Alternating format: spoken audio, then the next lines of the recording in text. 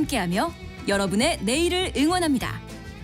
성공을 부르는 좋은 습관, 성공예감 이대호입니다. 성공예감 이대호입니다. 2부의 문을 열겠습니다. 8월 2일 금요일 오전 10시 5분 흘러가고 있고요.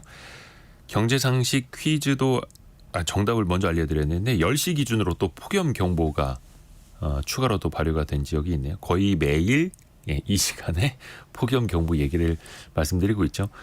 경기, 경남, 강원 일부 지역에 폭염경보가 추가로 발효됐습니다. 그래서 울릉도, 독도까지 포함한 전국 거의 모든 지역에 폭염경보가 발효된 상태라고 합니다. 그러니까 그냥 우리나라 다 뜨겁다.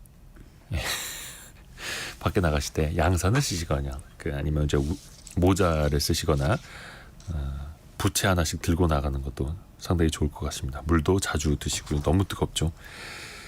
경제상식 퀴즈 정답을 알려드릴게요. 수출입니다. 수출. 최근에 수출이 양호한 흐름, 10개월 연속 흐름 이어지고 있죠. 그리고 참고로 수출 데이터는 매월 1일에 관세청 통계가 바로바로 발표가 되고 있습니다. 좋은 흐름들이 이어져야 할 텐데요. 서순석 님이 좋아하는 김 수출이 늘었다고 들었어요. 그래서 김 가격이 많이 올랐다네요 라고 보내주셨고요.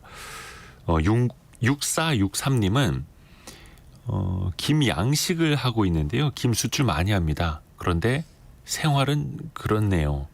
하지만 열심히 살려고요 이렇게 보내주셨네요. 김 양식을 하시는군요. 근데 또 이게 가격이 많이 오르면 중간 유통에서의 마진도 또 커지다 보니까 실제로 이거를 양식하시는 분들 입장에서는 또 체감을 또 많이 못 하실 수도 있겠네요. 왜냐하면 생산량이 그만큼 늘어나야 되는데 그건 또 쉽지가 않지 않습니까? 그리고 7588님 수출에서는 이제 흑자가 난다고 하는데 소상공인은 적자네요. 유유. 힘내고 싶네요. 이렇게 보내주셨습니다. 힘내십시오. 이게 사실 수출이 많이 늘고 그 낙수 효과가 내수에도 좀 퍼져야 되는데 수출 먼저 개선이 되더라도 내수는 여전히 부진한 상황이죠. 같이 좀 그 온기가 퍼지길 바라보겠습니다. 근데 오늘 그 수출 기업들도 주가가 엄청 떨어지고 있습니다. 오늘 밤사이에 나스닥이 2.3%, 다우 그리고 S&P 500이 1.3%씩 급락을 했었는데 여지없이 코스피 코스닥도 그 충격을 이어받고 있습니다. 코스피는 현재 2.6% 떨어진 2,704포인트, 좀 전에는 2,700선도 이탈됐었고요. 73포인트 이상 빠지고 있습니다. 코스닥은 2.5% 떨어진 792 해서 아주 힘없이 800선을 이탈한 상황이고요. 시가총액 상위 종목 삼성전자가 2.5%, 하이닉스가 7.4%나 급락하고 있습니다. 하이닉스가 17만 8천 원까지 아주 크게 떨어진 상황이고요. 그동안 아주 많이 올랐던 현대차, 기아차도 4%, 3%씩 떨어지고 있고 금융지주사들도 탄탄했었는데 신한지주가 4.8% 급락하고 있습니다. 조선주들도 많이 올랐었는데 현대중공업이 2.3% 떨어지고 있고요. 거의 버티는 종목이 눈에 안 띌 정도로 그나마 그동안 많이 떨어졌던 2차 전지 업종들은 오늘 조금 그동안 많이 떨어졌으니까 오늘은 좀 안 떨어지고 있는 그 정도만 눈에 띄는 상황입니다.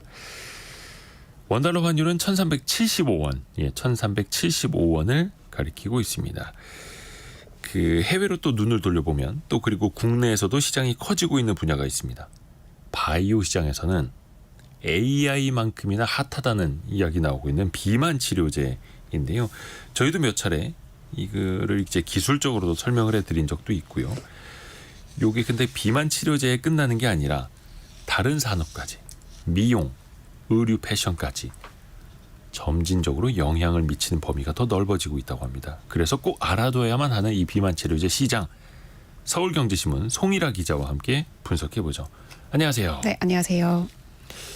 이게 기존에는 부작용 때문에 상용화가 쉽지 않다라는 이야기도 나왔었는데 네. 최근 분위기는 많이 달라졌나 보네요. 완전히 시장이 바뀌었다, 판도가 달라지고 있다 이런 얘기들이 나오고 있는데 사실 많은 분들의 평생의 숙제잖아요. 다이어트. 다이어트. 사실 살 빼기 위한 가장 좋은 방법은 식단과 운동인데 이게 또 쉽지가 않아요. 누가 뭐 무슨 약 먹고 주사 맞고 살이 확 빠졌다 하면은 눈이 갈 수밖에 없는 게 또 우리네 현실이잖아요. 과거에도 물론 이런 약들은 있었지만 너무 비싸다든지 뭐 부작용이 뭐 중독이 너무 심하다 이런 식의 어떤 부작용으로 인해서 상용화가 안 됐었는데 최근 몇 년 사이에 드디어 살 빼는 약이 등장을 하면서 주변 시장까지도 큰 반향을 일으키고 있습니다. 그 주인공이 바로 덴마크 제약사인 노보 노디스크의 비만 치료제 위고비와 또 미국 제약사 일라이릴리의 젯바운드라는 약물인데요. 두 약품 모두 주 1회 주사로 맞는 방식이고요. 뭐 테슬라 CEO인 일론 머스크가 이 약을 먹고 뭐 14kg가 빠졌다. 뭐 킴 카다시안은 10kg를 뺐다는 등 이 미국의 유명한 그 셀럽들도 이 주사를 맞고 살이 빠졌다는 소문이 이제 쫙 퍼지면서 일반인들 사이에서도 입소문이 나서 품귀 현상을 빚을 정도입니다. 그러니까 일론 머스크는 몸매를 유지하는 비결이 뭐냐는 질문에 한 줄로 단식 그리고 이 약 이렇게 언급을 하기도 했고요. 실제 이 세계적인 과학 잡지인 사이언스지가 지난해 올해의 혁신 중 하나로 이 비만 치료제 GLP-1 유사체를 선정할 만큼 이 효능이 공식적으로 입증이 되고 있습니다. 기존의 그 비만약 체중 감량 효과가 체중의 약 8% 내외였으면 이들 약은 15%에서 최대 지금 25%, 6%이 정도까지 감량을 기대할 만큼 효능이 있는 데다가 또 부작용도 이제 최소화됐기 때문에 일각에서는 뭐 판을 바꾸는 게임 체인저다 이런 별명이 붙기도 한 상황입니다. 살을 빼는 것뿐만이 아니라 전 세계의 판도를 바꿔버리는 그 약품 시장의 판도까지 바꾸는 그 원리를 또 설명을 하려면 이제 GLP-1이라는 게 나오는데 이게 호르몬 중 하나이잖아요. 그걸 조절하는 개념이고. 네. 이 GLP-1이 글루카곤 유사 펩사이드, 즉 GLP-1 유사체로 불리는 건데 그 좀 어려워요. 세마글루타이드라고 불리는 물질 성분이거든요. 네. 이 GLP-1 자체가 음식이 이제 소화될 때 장에서 분비되는 여러 가지 호르몬 중 하나로 이 대표적인 기능이 최적의 인슐린 분비를 촉진해서 이 혈당을 낮춰주는 기능입니다. 그리고 또 뇌신경 이 중추에 작용을 해서 식욕을 억제해주고 위장관의 운동을 더디게 해주는데요. 이 때문에 좀 포만감을 주기 때문에 체중 감소에 도움이 됩니다. 밥을 적게 먹어도 배가 부른. 그러니까 식욕이. 배고픈 생각이 잘 안 들고. 그렇죠. 사실 배고픈 건 우리가 못 참는 거잖아요. 네. 그 느낌을. 하지만 그 반감기가 2분 정도에 불과해서요. 금방 분해돼서 사라지는 게 단점으로 꼽히고요. 그 비만 치료제 GLP-1 유사체는 이 호르몬과 유사한 기능을 하면서도 기존의 비만 치료제들처럼 의존성이 높지 않아서 장기간 사용이 가능하고요. 기존에 사용됐던 비만 치료제들이 대다수가 마약류에 해당하는 이 항정신성 의약품인데요. 그래서 장기간 복용하면 좀 중증 심질환이나 뭐 이런 중독성의 위험이 있었는데 이 치료제는 상대적으로 안전하면서도 체중 감소 효과가 기존 약물들보다 높다는 점에서 이제 각광을 받고 있습니다. 이 GLP-1 유사체 기반의 비만 치료제가 주목을 받는 이유가 또 있는데요. 이 비만뿐만이 아니고 심근경색과 뇌졸중, 또 심혈관 사망 위험도 약 20%가량 낮추는 것과 관련이 돼 있다. 네. 뭐 이런 뭐 그 연구 결과도 있고 최근에는 이 주성분인 세마글루타이드가 담배를 끊는데도 도움이 된다. 뭐 이런 연구 결과들이 계속 지금 사이드 이펙트에 관한 결과들이 나오고 있어서 좀 주목을 해야 될 것 같아요. 사이드 이펙트라고 표현을 해주셨는데 생각지도 못한 효과들이 그렇죠. 나타나는 거잖아요. 네네. 그래서 또 다양한 임상이 계속해서 펼쳐지고 있는 거고. 근데 이 원래 그러니까 지금은 비만 치료제로 쓰이지만 이 원래 GLP-1도 비만 치료제로 개발이 됐던 게 또 아니었잖아요. 그렇죠. 이 아까 인슐린, 혈당 이런 이제 단어를 말씀을 드렸잖아요. 이 단어를 들으면 딱 떠오르실 만한 게 바로 당뇨병일 텐데요. 사실 GLP-1 비만 치료제는 처음에는 당뇨병 치료제로 개발이 되던 약품이었어요. 치료제로. 네. 근데 이 치료제를 개발하던 도중에 살이 빠지는 부작용을 발견한 거죠. 어찌 보면 우연한 발견인 셈인데요. 이후에 이 비만에 대한 임상 시험을 진행한 결과 56주간 하루 한 번 주사했을 때 체중이 평균 8%가량 감소한 것으로 나타났습니다. 이 임상 결과를 토대로 2014년에, 그러니까 10년 전에 이 미국 식품의약국으로부터 비만 치료제 허가를 받고 이듬해 출시를 했고요. 국내에서도 2018년 정도에 출시가 돼서 품절 대란을 일으키기도 했습니다. 이 약물이 우리가 바로 한 번쯤 들어보셨을 만한 삭센다라는 이제 약물인데요. 처음에 나왔던 거. 네, 이후에 이 치료제가 이제 매일 주사를 맞아야 하는 것과 달리 주 1회만 투여를 해도 되게끔 좀 편의성을 높여서 만든 게 지금 그 품귀 현상을 빚고 있는 약이고요. 지난해 이 약의 매출은 약 4조 원으로 전년 대비 무려 5배 정도 성장을 한 상황입니다. 이게 원래는 살이 빠지는 부작용을 발견한 거예요. 그렇죠. 살이 빠지는 부작용이 또 엄청나게 큰 시장이 되어버리는 거고요. 근데 지금 뭐 유럽에 있는 제약사, 미국에 있는 제약사가 원투 그렇죠. 선발 주자이기는 네. 한데 이게 시장이 커지다 보니까 이거 만들겠다는 후발 주자들이 줄줄이 뛰어들더라고요. 엄청나게 많습니다. 네. 이게 시장이 커지면서 경쟁사들이 이제 가만히 있을 수가 없겠죠. 이 GLP-1 비만 치료제 성공에 이제 처음에 엔사에 이어서 미국의 제약사 이사가 연이어 출사표를 던졌습니다. 이 회사는 세계 최초로 인슐린 상용화에 성공한 제약사예요. 그러니까 이미 당뇨병 치료제에 대한 강점을 갖고 있었던 회사고요. 이 기업 역시 기존에 보유하고 있던 이 GLP-1 당뇨병 치료제를 비만 치료제로 다시 개발해서 2022년에 FDA로부터 허가를 받았고 지난해 말에 출시를 했습니다. 국내에서도 바로 어제 그 식품의약품안전처 품목 허가를 받았다는 뉴스가 나왔어요. 그 약품은 경쟁사의 기존 치료제보다 체중 감량 효과가 더 높습니다. 그래서 빠르게 입지를 넓혀가고 있고요. 임상시험에서 72주 동안 이 약품을 투여한 결과 약 21%의 체중 감량 효과를 봤고요. 그 이유는 이 GLP-1과 또 다른 호르몬인 GIP가 이중 작용했기 때문이라는 분석인데요. 이 GIP는 뭐냐면 위 억제 펩타이드예요. 그러니까 메스꺼움이나 구토, 설사 같은 이 기존 GLP-1의 부작용을 줄여주는 효과가 있다고 합니다. 그래서 다른 글로벌 제약사들도 요 계열의 비만약 개발에 지금 적극 뛰어들고 있는 상황이고요. 예를 들어서 미국의 바이킹 테라퓨틱스라는 기업이 있는데 여기에는 이제 주사제형과 경구제형의 비만 치료제를 동시에 개발하고 있고요. 주 1회 주사뿐만이 아니고 월 1회 시험도 지금 같이 진행할 계획입니다. 업계에서는 이 회사의 주사제 개발이 1년가량 단축이 돼서 이르면 2029년 정도에 출시될 것으로 예상하고 있고요. 스위스의 로슈 같은 회사도 최근 공개한 임상 1상에서 체중 감량 효과를 확인을 했습니다. 또 뭐 영국의 아스트라제네카나 미국의 암젠 같은 이제 뭐 대형 제약사들이 미래 먹거리로 지금 비만 치료제를 낙점한 상황입니다.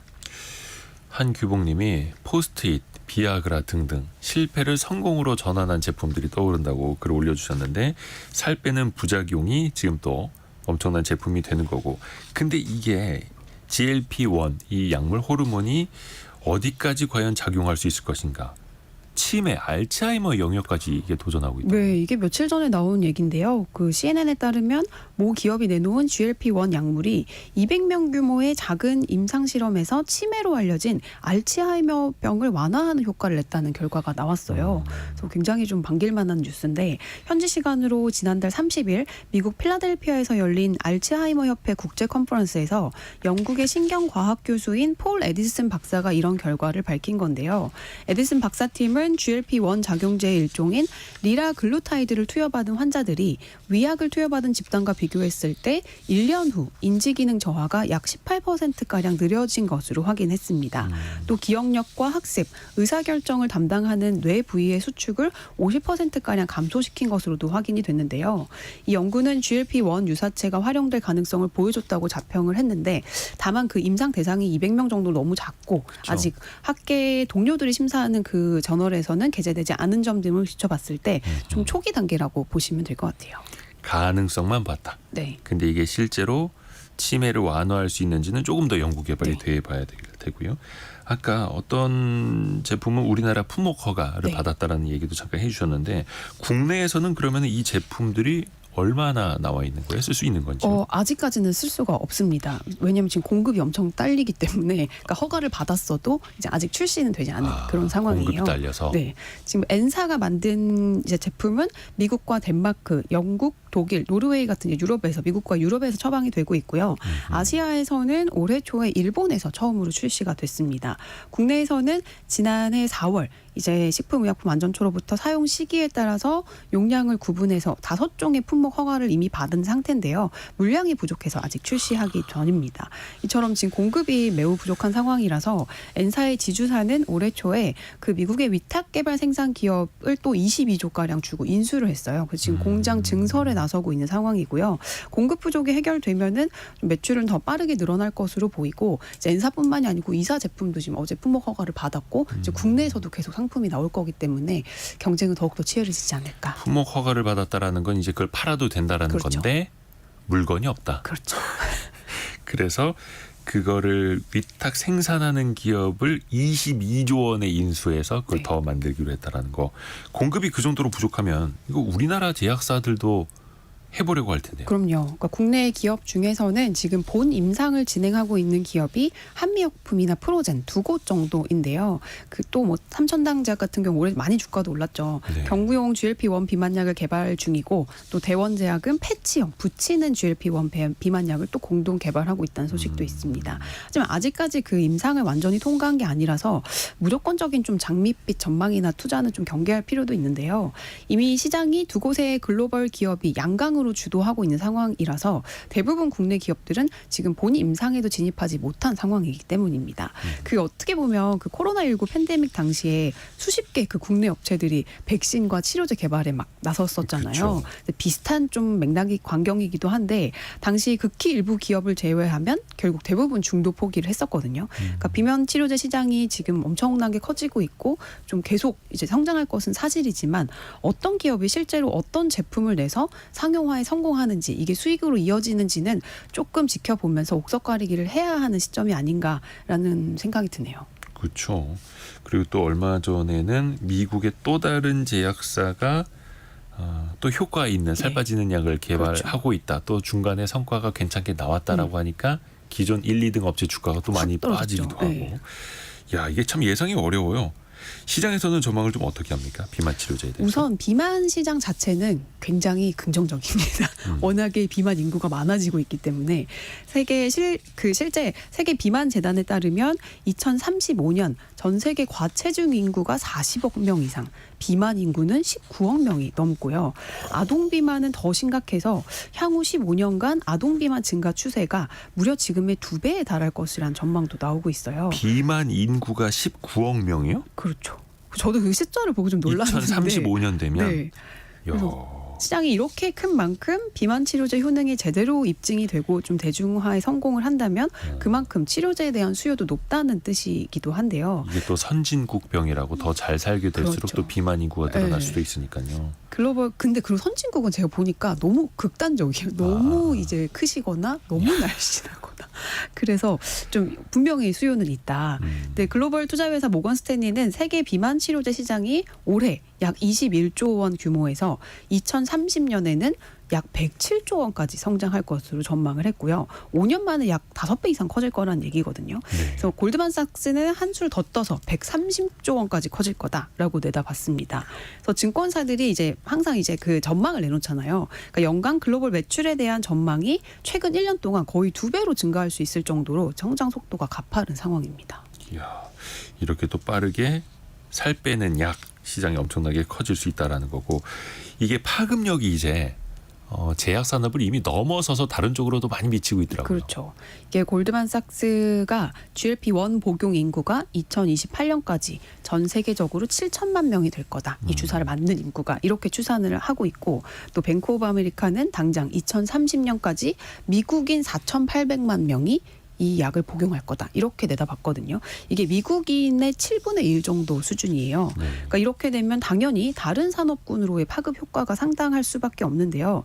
일각에서는 사람들의 무게가 줄어들면서 항공사가 네. 수백만 달러의 연료비를 절감할 수 있다. 사람들이 이제 가벼워지면서 가벼워져서 항공사 연료비가 줄어들 거다. 이런 우스갯소리 아닌 우스갯 전망이 나오기도 하더라고요. 그러니까 실제 단순히 제약 산업만 바꾸는 게 아니고 단기간에 왜 살 빼보신 분들은 다들 경험이 있으실 텐데 네. 우리 살 빠지면 좀 몸이 가벼워져서 좋지만 새로운 또 걱정거리가 생기잖아요. 바로 이제 피부가 뭔가 되게 꺼지고 이제 얼굴이 홀쭉해지면서 나이 들어 보인다. 얼굴에 약간 이제 주름이 확 생기는 거죠. 생기면서 그런 우리 왜 임신하고 출산하고 나서도 그 배에 그 주름 때문에 약간 실망한 저도 그런 경험이 있는데 실제 미국에서는 그 약물로 인한 근육량 감소로 얼굴이 움푹 꺼진 현상을 가리키는 새로운 용어가 등장하기도 했습니다.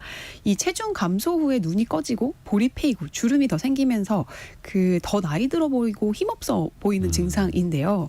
이게 일반적인 체중 감량 시에도 나타나는데 이거를 대표적으로 오젬픽 페이스 이렇게 해가지고 약물 이름을 앞에 붙여서 너 그런 현상이네 이렇게 하면서 치료를 해주고 병원에서도 처방을 하고 있다고 합니다. 그래서 이런 현상들을 완화할 수 있는 산업군이 과연 어딜까요? 역시 성형, 그렇죠. 미용. 바로 성형, 뭐 피부 관리, 미용 같은 이런 서비스가 새로운 수혜를 얻을 수밖에 없지 않나 이런 전망이 나오고 있습니다. 뭐 살이 빠져서 좋기는 좋은데 얼굴이 푹 꺼졌고 그렇죠. 그러면 이제 주름이 생긴 쭈글쭈글해진 피부를 네. 펴야 되지 않습니까? 뭔가를 그렇죠. 거기다 채워 넣어야겠네요. 그렇죠. 이 성형 업계에서는 실제로 그 윤곽 시술이나 지방흡입 같은 아하. 이런 옛날의 그런 시술, 그 전통적인 시술은 감소하는 대신에 피부 탄력을 개선하는 리프팅이나 이제 볼륨을 채워 넣는 그런 시술과 수술로 인기 시술이 변하고 있다고 하고요. 피부 관리 역시 그 세포 건강과 장수 위주에서 이제 탄력과 수분 공급 등으로 전환하는 추세라고 알려져 있습니다.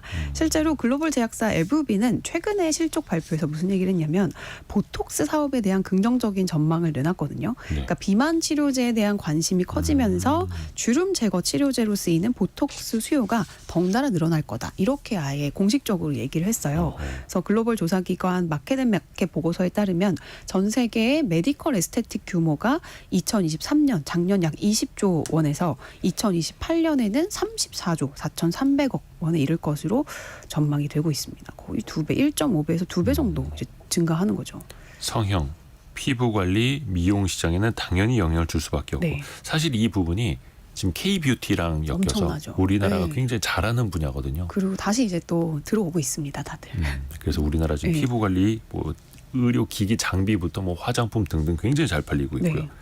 또 영향을 받을 수 있는 다른 산업은 어디가 있을까요? 그 먹거리나 건강을 포함한 소비재 전반에도 좀 희망과 위기감이 동시에 나타나고 있습니다. 네. 먼저 의료 산업은 긍정적입니다. 이제 사람들이 체중을 빼면은 제일 먼저 그 옷을 사지 않습니까? 다들 아시잖아요. 네, 날씬해지면 이제 네. 예쁜 옷 사 입어야죠. 그렇죠. 게다가 이게 약물을 사용을 또 중단하면 다시 찌는 그런 부작용이 있기 네. 때문에 옷을 자꾸 사야 되는 그런. 체중이 변하니까. 네, 그래서 체중 감량과 사용 중단이 반복되면 사람들의 옷 교체 주기가 짧아질 수 있다. 이런 분석이 나오면서 실제로 이제 모닝 컨설트에 따르면 비만 치료제 복용자 중에서 3분의 1 이상이 정기적으로 새 옷을 산 것으로 조사가 됐고요. 또 레깅스나 뭐 이런 운동복 같은 곳에도 호재입니다.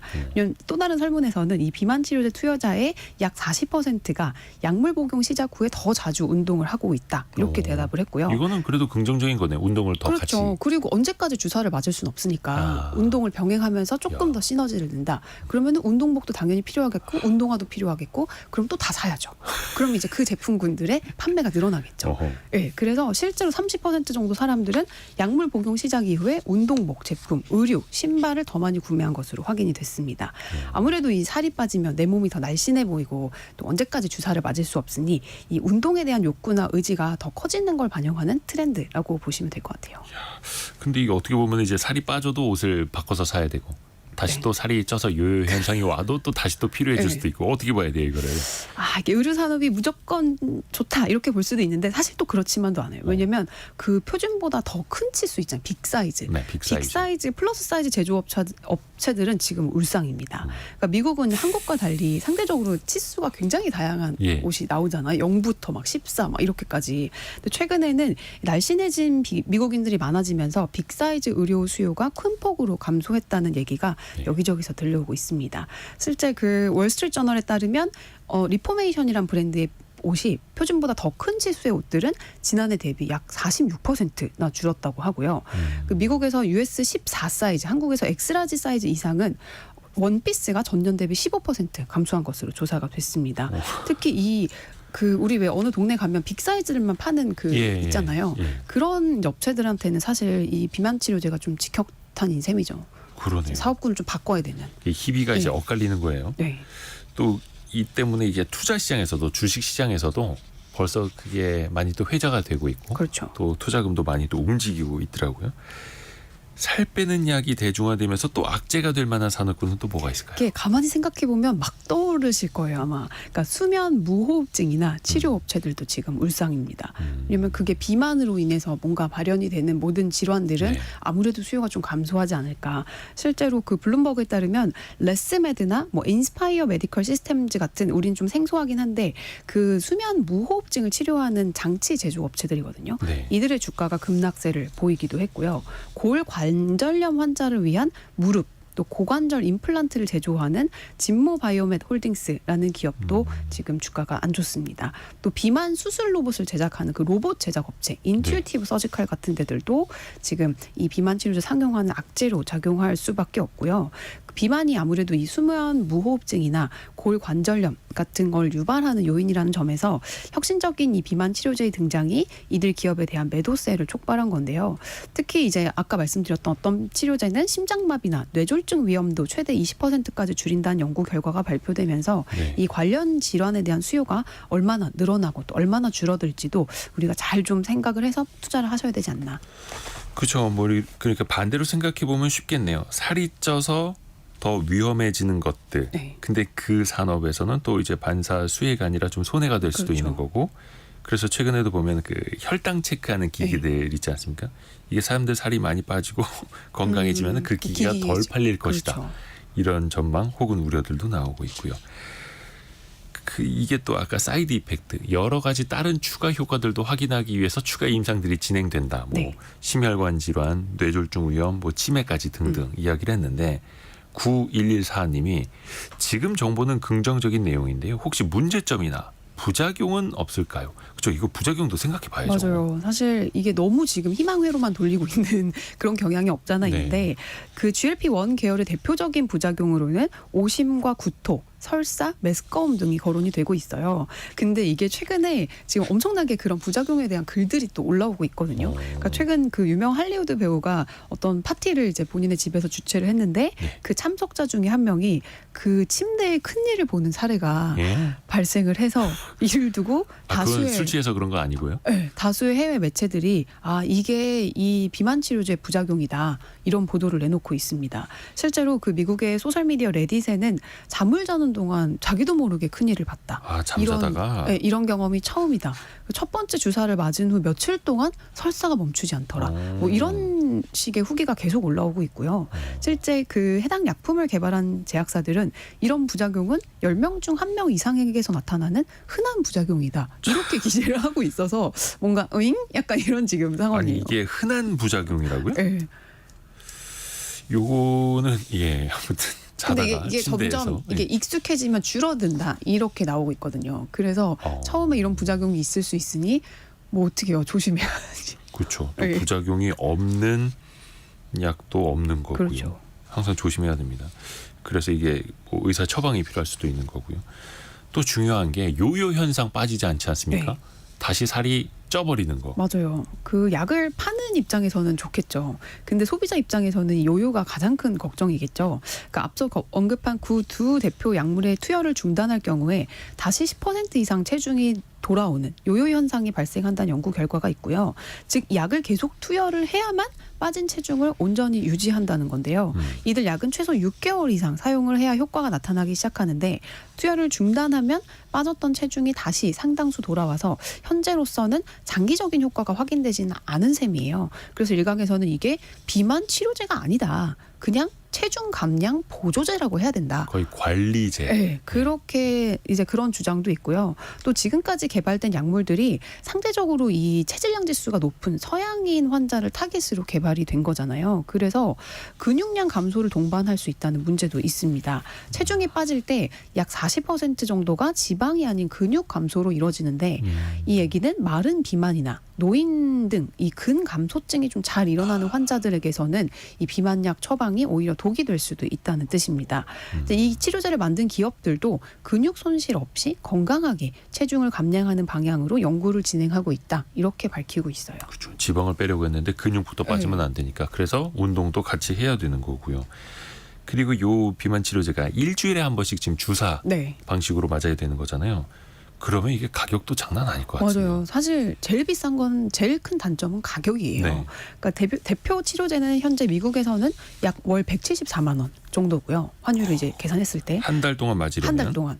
그리고 독일, 영국, 일본 좀 싼데 약간 한 50만 원 내외라고 보시면 됩니다. 나라마다 달라요. 네. 한 달 투여 금액이 100만 원을 넘을 정도니 이 큰맘 먹고 처방을 받아야 되는 상황이잖아요. 그러니까 제약업계에서는 이제 시장을 더 키우기 위해서 이제 비만 치료제 이 건강보험 급여화에 노력을 하고 있고요. 또 이 활성 성분에 대한 특허가 만료가 되면 가격이 더 쭉 내려가는 현상이 나타날 거다. 이렇게 예상이 되고 있습니다. 이것도 그 당뇨병 수치에 따라서 얼마나 그렇죠. 또 심한가에 네. 따라서 건강보험이 또 적용되는 것도 또 달라질 수 있는 네. 거고요. 이게 국내 제약사들 아까 이야기를 좀 해주셨잖아요. 특히 우리나라가 집중하는 분야도 더 세부적으로 살펴볼까요? 네, 그 이미 양대 기업이 시장의 80% 이상을 선점을 하고 있기 때문에 후발주자들은 이들이 내놓은 제품의 부작용을 최소화하는 기술 경쟁력을 가져야지 좀 그나마 경쟁력이 있을 텐데요. 네. 국내에서 가장 빨리 비만 치료제를 내놓을 것으로 이제 예상이 되는 한미 약품의 경우 기존 치료제의 근감소 문제를 일부 해소했다는 이제 그런 결과가 나오고 있고 덕분에 지난 5월에 FDA로부터 임상 일상 진입을 위한 계획을 승인을 받은 상태예요. 또 이제 또 다른 이제 제약사는 약효가 2-3달 이상 지속이 되는 비만 치료제를 2029년을 목표로 이제 개발하고 있다. 이렇게 연구를 하고 있고요. 또 바이오 스타트업들 같은 경우는 뭐 기존 일주일형 주사제를 최대 한 달까지 늘릴 수 있는 기술을 이제 가지고 있는 이제 업체가 있어서 이 기업 같은 경우는 비만 당뇨 치료제 관련 글로벌 수출과 글로벌 기업과 수출 논의가 진전이 되면서 올해 또 주가가 큰 폭으로 상승을 하기도 했어요. 그러니까 분명한 거는 기존 제품의 단점이나 부작용을 해결할 수 있어야지만 글로벌 시장에서 후발주자로서 생존이 가능하다는 것. 그리고 우리 국내 기업들은 이 부분에 좀 주력하고 있다는 사실입니다. 잠깐 뭐 주가 얘기도 해주셨습니다만 가까이에는 그 코로나19 백신, 네. 치료제 이런 거 만들었던 기업들 주가가 엄청 올랐다가 맞아요. 많이 또 이제 되돌림 현상이 나타났죠. 그렇죠. 그리고 이 GLP-1을 바탕으로 살 빼는 치료제 만드는 그런 회사들 주가도 이미 한 1년 반 동안 2배 이상 많이 올랐더라고요. 올랐어요. 이건 어떤 시각으로 바라봐야 될까요? 화이자 얘기를 조금 해보고 싶은데 네. 그 코로나19 팬데믹 이후에 코로나 백신을 가장 먼저 개발했던 회사잖아요. 근데 주가가 그때 당시에는 굉장히 크게 올랐는데 이후에 백신 수요가 빠르게 감소하면서 지난해부터 주가가 가파르게 내렸어요. 그래서 작년 한 해 동안에만 40% 넘는 하락률을 기록을 했고요. 코로나 백신 수요는 계속 빠지는데 효율성은 떨어지고 동시에 새로운 성장 동력은 나타나지 않으면서 이제 2년 정도 침체를 겪은 건데 근데 물론 백신과 비만 치료제를 같은 환경에서 놓고 볼 수는 없지만 신약 개발에는 엄청난 비용이 들어간다는 점, 또 생각보다 빠르게 경쟁자들이 치고 오면서 수익성이 반드시 좋아진다는 보장이 없다는 점 등을 우리가 잘 판단해서 투자에 임하셔야 될 것 같아요. 그렇죠. 그래서 최근에 한 1-2년 동안은 이 바이오 중심으로 또 투자하시는 분들 사이에서 이런 기업들 정말 많이 언급되고 있고요. 최근의 주가나 아니면 투자자들의 흐름은 어때요? 일단 그 바이오 언급해드린 그 2개의 대표 그 기업들은 시가총액이 지금 어마어마합니다. 한 곳은 10위, 한 곳은 14위예요. 한 곳은 테슬라를 이미 넘어섰고, 그래서 지금 계속해서 주가가 많이 오르고 있는 상황인데 올해 주가를 봐도 이제 올해 상반기만 봤을 때 미국 S&P 지수 500 지수가 16% 상승을 했는데 네. 이 N사 주가는 같은 기간 40% 넘게 뛰었고요. 이사는 50% 이상 넘었습니다. 이제 상승을 했습니다. 그래서 이제 비만 치료제가 시장의 판도를 바꾸고 여기 이미 많은 투자금이 들어와 있다. 이렇게 생각을 하시면 될 것 같고, 근데 이게 언제까지 계속 갈 거냐라는 거에 대해서는 이제 전문가들도 이미 너무 올라왔기 때문에, 그리고 경쟁자들이 계속 치고 올 거기 때문에 뭐 다른 경쟁사에서 뭐 새로운 더 뛰어난 효능이 입증이 됐다 이러면 한번 주가가 또 훅 빠지거든요. 그렇죠. 네, 그런 것들을 좀 보셔야 될 것 같아요. 근데 그게 또 예측이 안 되는 분야이고 그렇죠. 지금 글로벌 1, 2위 업체들마저도 또 다른 업체가 더 좋은 효과를 낼 것 같다라는 보도가 나오면 또 휘영청거리기도 하고 참 어려워요. 또 주가는 또 엄청난 변동성 보이기도 하는 거고.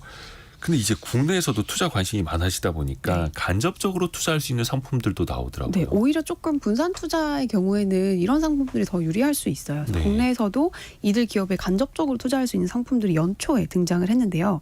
그 요즘 직장인분들이 직접 투자뿐만이 아니고 상장지수 펀드라고 불리는 ETF에 많이 투자하시잖아요. 그래서 국내 운용사 1, 2, 3위 가 2주 간격으로 올해 2월 초에 비만 치료제 ETF를 연달아서 쭉 내놨습니다. 지금 3개의 상품이 출시가 돼 있는데 이들 ETF 특징이 이 글로벌 시장을 선도하는 양대 기업의 비중을 50%가량 가져가는 컨셉이에요. 그래서 이제 사실상 이 2 기업에 좀 투자를 하는 거랑 같은 효과를 비슷한 효과를 누릴 수 있고 뭐 나머지는 뭐 시가총액 상위나 뭐 아니면 그 비만 관련된 여러 가지 뭐 운동복이나 이런 것들 비중을 넓힌 종목을 넣는다든지 약간 컨셉이 다르긴 한데 그런 상품들 좀 주시하셔도 괜찮을 것 같고 근데 이후에 한국거래소에서 이렇게까지 특정 종목에 소위 올인하는 상품은 앞으로 출시 좀 하지 말아라.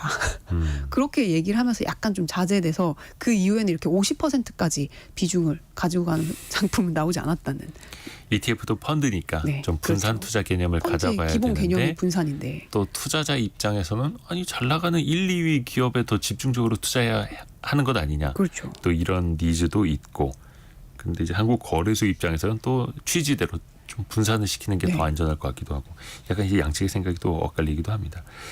그래서 이제 투자자들이 궁금해하는 건 이미 2배 이상 오르기는 했지만 앞으로는 그 주가가 어떻게 될 것이냐 이건데 전문가들은 어떻게 내다보나요? 일단 계속 거듭해서 말씀드렸다시피 2028년 후반만 돼도 이 비만 치료제 시장에서 약 20개 이상 업체가 경쟁하는 시대가 올 거다. 이런 전망도 나오고 있어요. 이제 정말 경쟁 업체들이 많이 나오면 결국 가격은 빠질 수밖에 없고 그럼 이제 그 기업들의 수익성은 악화될 수밖에 없는데 그 부분 좀 포인트로 생각을 하셔야 될 것 같고 하지만 이 엔사의 비만 치료제가 중국으로부터 또 승인을 받았거든요. 그래서 그 판매를 이제 정말 큰 시장인 중국에서의 판매를 시작할 거라는 점 또 금리 인하를 앞두고 대표적인 이 성장 섹터인 바이오 분야에 좀 전반적으로 긍정적인 투자 환경이 조성되고 있다는 점은 또 그래도 플러스적인 요인이 아닐까 싶습니다.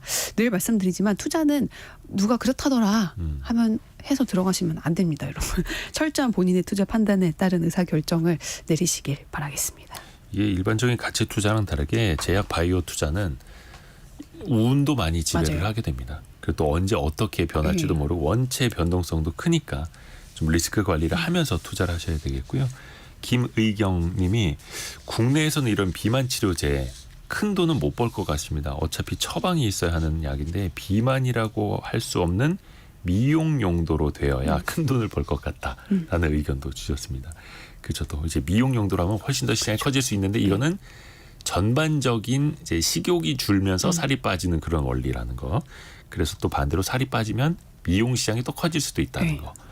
이게 참 신약 개발 하나가 미치는 그 파급력이 엄청 크다는 걸 또 그렇죠. 우리가 또 배웠습니다. 서울경제신문의 송일아 기자 함께했습니다. 오늘도 디테일한 내용 고맙습니다. 감사합니다. 라디오 정보센터 가서 뉴스도 정리해서 들어보시죠.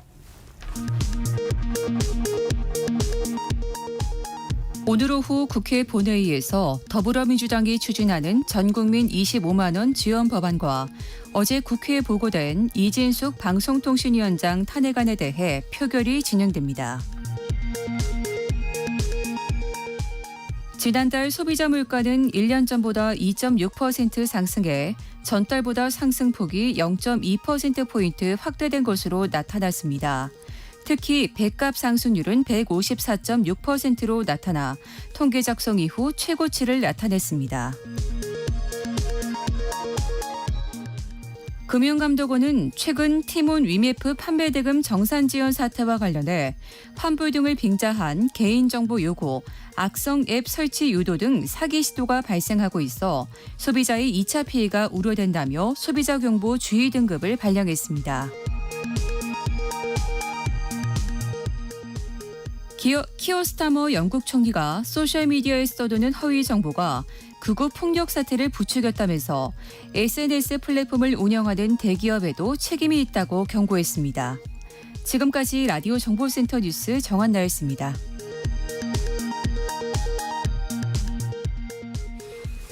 성공예감 이대호입니다. 지금 10시 43분 함께하고 계십니다.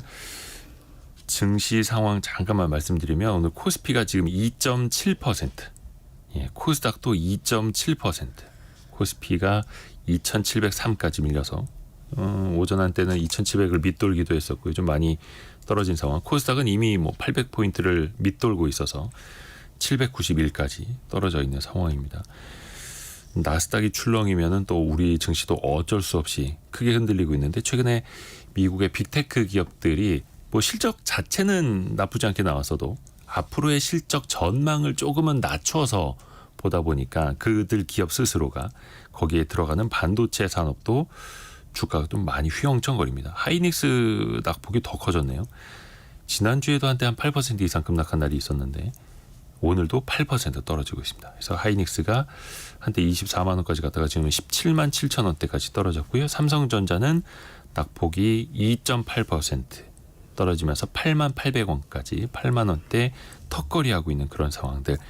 오늘 뭐 자동차, 금융 전반적으로 2차 전지를 제외한 대부분의 산업이 오늘 낙폭이 큽니다. 예, 증시가 좀 많이 흔들리고 있네요. 자, 그리고 여러분의 질문이 콘텐츠가 되는 시간 애프터 서비스도 함께 하시죠. 곽지현 리포터 함께합니다. 안녕하세요. 네, 안녕하세요.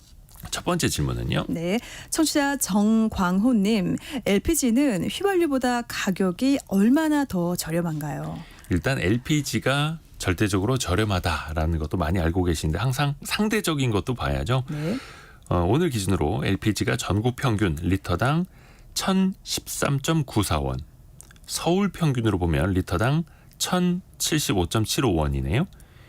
가솔린, 휘발유 같은 경우에는 전국 평균이 리터당 1,709.9원, 서울 평균은 1,775.9원이니까 LPG가 휘발유보다 리터당 한 700원 정도는 저렴하다. 이렇게 볼 수 있는데요. 근데 또 중요한 거는 네. LPG 차량은 휘발유 차량보다 약간 연비가 좀 떨어져요. 근데 연료는 좀 저렴하죠. 그래서 이걸 상대적으로 비교를 해봐야 되는데 그래서 그 평균적인 유지비를 봤을 때 LPG 차량이 휘발유 차량이 한 70% 정도 수준이다. 한 30% 정도는 아낄 수 있다. 이렇게 가격과 연비를 같이 비교해 보시는 게 더 좋죠. 그렇군요. 자, 이어서 3755번님, LPG와 그리고 CNG 차량 어떤 차이가 있는지 비교해 주세요. 이렇게 문자 보내셨습니다. 이게 LPG랑 CNG를 비교해 봐야 될 텐데요. LPG는 액화 석유가스, 프로판입니다. 여기에는 이제 프로판이나 부탄이나 다양한 화학 물질이 합성이 되어 있는 겁니다. 네. 하나의 천연 물질이 아니라 합성이 되어 있고요. 그 뭐 가정용, 냉동 산업, 농업, 요식업, 자동차 연료 등등 다양하게 쓰이고 있죠. 네. 또 이산화탄소도 배출을 하기는 합니다만 가솔린보다는 조금은 이제 깨끗하다라는 장점이 있고요. 요거는 원유를 정제하는 과정에서 부산물로 나오기도 합니다. 가볍다 보니까 원유를 끓였을 때 가장 먼저 최상단에서 나오기도 하고요. 근데 CNG는 네. 천연가스입니다. 천연가스. 합성이 아니라 압축 천연가스여서 CNG라고 불리고요. 자동차의 가솔린을 대체하기도 하고 아마 시내버스 뒤에 CNG라고 써 있는 거 많이 보실 수 있을 겁니다. 네, 맞아요. 시내버스에 많이 쓰이게 됩니다. 요거는 이제 천연물이다라는 게 LPG와는 가장 다른 차이점이다. 이렇게 생각하시면 될 것 같습니다. 네. 그 다음은 똑같은 질문인데요. 이 버스만 CNG 차량이 있고 이 택시는 CNG 차가 없나요?라고 3755번이 보내셨는데요. 택시 CNG 차량 있습니다. 왜냐하면 지난 10년 전에 국비 지원으로 LPG 택시를 CNG 택시로 개조하는 사업을 진행을 했습니다. 왜냐하면 이 택시업계의 유류비 절감을 위해서 시작을 했는데요. 그때 선정된 지자체가 두 곳입니다. 지자체, 이 대구 그리고 강원도인데 이 대구에서는 사실 뭐 100여 대 이상으로 준비해 예산을 잡아놨는데 사실 수요가 없었어요. 그 당시에 한 46대가 이 개조했고 또 강원도는 한 100여 대 정도 개조를 했습니다. 근데 현재 이 수요가 없다 보니까 이 개조 사업이 중단된 상태입니다. 그래서 이 국토교통부에 제가 어제 전화해서 문의해봤더니 이 현재 CNG 택시가 한 몇 대 정도 운행되고 있는지는 각 지자체별로 조사를 해야 알 수 있다고 하고요. 그래서 제가 이 전국 개인 택시 조합회 문의해봤더니 이 분기별로 집계를 합니다. 그러니까 집계하는 거는 LPG 차량만 집계하고 있어요. 그러니까 CNG 차량은 보고된 차량이 없다고 하고요. 왜냐하면 이 출고 때부터 CNG 차량으로 이 택시가 나오는 게 아니라 이 기사분들이 또는 구매를 해서 그러니까 택시 구매해서 개조하는 거죠. 그래서 뭐 개조했다고 별도로 통보를 하거나 또 신고하는 사항이 아니기 때문에 집계가 안 됩니다. 그러니까 이 개조 전에 LPG 차량만 현재 집계되고 있는 상태고 이 개조된 CNG 차량은 파악하기 어렵다 이렇게 보시면 됩니다. 그러니까 택시들이 굳이 CNG로 변경할 이유가 없는 거죠. 그냥 그렇죠. LPG 뭐라도 되니까. 특히 CNG 같은 경우는 충전 시간도 오래 걸린다고 하고 인프라도 많지 않아서 그리고 또 LPG 차량 같은 경우는 제조사들이 이제는 사람들이 좀 사니까 만들거든요. 근데 CNG 차량은 또 만들질 않죠. 수요가 없으니까. 네. 그런 상황이네요. 맞습니다. 자, 다음은 4625번님. 우리나라도 LPG가 생산되나요? 하셨는데 네, 만들어집니다. 그러니까 정유사에서 이 휘발유 그 원유를 정제해서 부산물로 나오고 있고요. 그래서 우리나라에서 이 프로판 그리고 부탄인 이 LPG를 1년에 1,100만 톤 정도 쓰고 있습니다. 그러니까 이 중에 820만 톤은 수입해 오고 또 나머지 한 300만 톤 정도는 국내에서 그러니까 정유사에서 만들고 있다 이렇게 보시면 됩니다. 그래서 지난 2022년 기준으로 세계 LPG 생산량을 보면은 한 3억 4,400만 톤 정도입니다. 그러니까 국가별로 생산량은 1위는 미국입니다. 한 9,200만 톤 정도 만들고 있고 또 2위는 중국이 4,800여만 톤, 그리고 3위는 사우디아라비아가 2,700만 톤 순으로 많습니다. 사우디의 한 10분의 1밖에 되지는 않습니다만 그래도 우리나라가 정유 산업 많이 발전돼 있기 때문에 정유를 하다가도 이게 또 나온다라는 거네요. 네. 다음은 손유정님. 고금리라고 하는데 예금이나 적금 이율은 왜 높지 않나요? 이거 항상 많이 들어오는 질문이죠. 네. 고금리 시절이라고 하는데 왜 은행 갔을 때 금리는 그 정도 안 되나요? 사실 이 금리가 돌아가는 구조, 메커니즘만 이해를 하셔도요. 시장 경제의 핵심은 한 절반은 파악하시는 거거든요. 우선 두 가지만 기억을 하십시오. 하나는 선행한다. 그리고 두 번째는 상품이다. 이게 뭐냐면 첫 번째는 선행. 그러니까 한국은행이 1년에 8번 결정하는 기준금리보다 매일매일 시장에서 사고파는 주고받는 시장금리가 훨씬 더 빠르다는 거. 그래서 항상 시장은 몇 달 뒤에 중앙은행에서 결정할 거를 미리 반영을 해서 내려가거나 먼저 올라가거나. 그래서 지금은 한은이 기준금리를 내리질 않았지만 미국에서도 연준이 내리질 않았지만 시장금리부터 거의 뭐 올해 초 작년부터도 내려가고 있었던 거죠. 서서히. 또 하나 금리 역시 상품 가격이라고 생각하시면 좋습니다. 그러니까 은행에서 더 팔고 싶으면 싸게 파는 거고요. 덜 팔고 싶으면 비싸게 가격을 받는 거예요. 그러니까 가계대출을 정부에서 많이 늘리지 마라, 옥죄라 할 때는 은행이 좋든 싫든 대출 금리를 올리는 거고요. 또 예금이 만약에 더 많이 필요하다 그러면 예금 금리를 높여서라도 자본을 조달받으려고 하는 거고요. 근데 그 반대라면 오히려 예금 금리를 떨어뜨리고 대출 금리도 올리거나 내리거나 시장 수요에 따라서 이렇게 달라진다는 거죠. 그래서 꼭 기준금리와 동일하게 가는 건 아니다. 이것도 기억하시면 좋을 것 같습니다. 알겠습니다. 아이고 시간이 벌써 다 돼서 네. 여기서 마무리를 해야겠네. 지난번에 제가 시간을 잘못 본 적도 있거든요.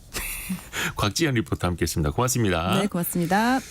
벌써 성공예감 이대호입니다. 예, 한 주를 마무리할 시간인데요. 내일은 토요일판 별책 부록이 있는 날이죠. 내일도 의미 있는 책이 있습니다. 창업을 고민하거나 아니면 손님을 더 끌어모으기 위해서 고군분투하시는 사장님들이라면 딱 주목하기에 좋은 그런 책인데요. 처음 하는 장사 공부, 권정훈 저자와 함께 성공예감 별책 부록 함께 하시죠. KBS 1라디오 그리고 또 유튜브를 통해서도 함께 들으실 수 있습니다. 성공예감은 오늘도 여러분을 응원합니다.